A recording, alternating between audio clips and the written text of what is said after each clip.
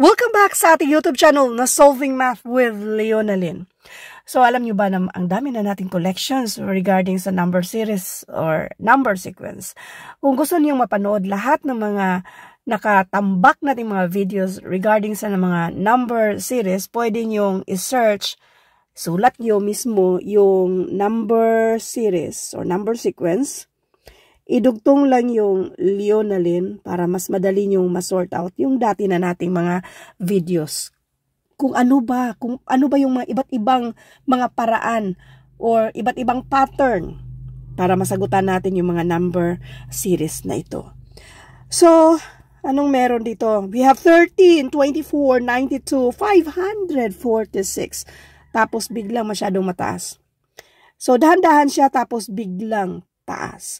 Malamang mag-multiply siguro tayo nito at yung i-multiply natin, increasing.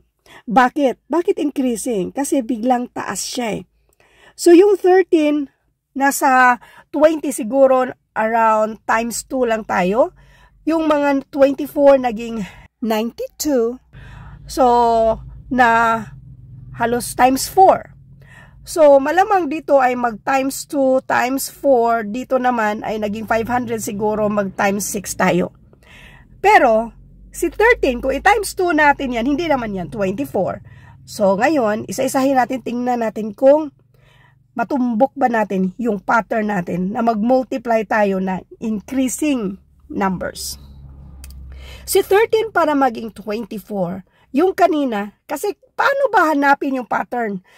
Mag-guess lang talaga tayo dito. Hulaan natin. So, kung para siyang nadoble, i-doble natin, i-multiply natin ng 2 si 13. So, therefore, magiging 26 yan siya. Si 26, sumobra. 24 ang hanap natin. So, minusan natin yan ng 2. Next. Si 24, ano sabi ko? Parang times 4. Pagpalagay natin i-times 4 natin itong si 24 na naging 92. Now, itong si 24 naging 92. Pagpalagay natin, i-multiply natin yan ng 4. So, kung i-multiply natin ng 4, this is 96. Si 96, sobra siya para maging 92.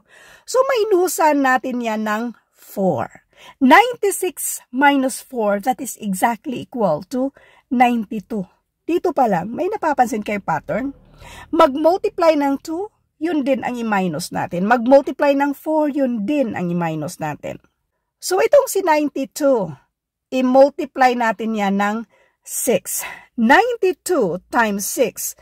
This is 12,552. Now, ito ay 546. So, therefore, ilan i-minus natin? Minus natin ng 6. That is exactly equal to 546.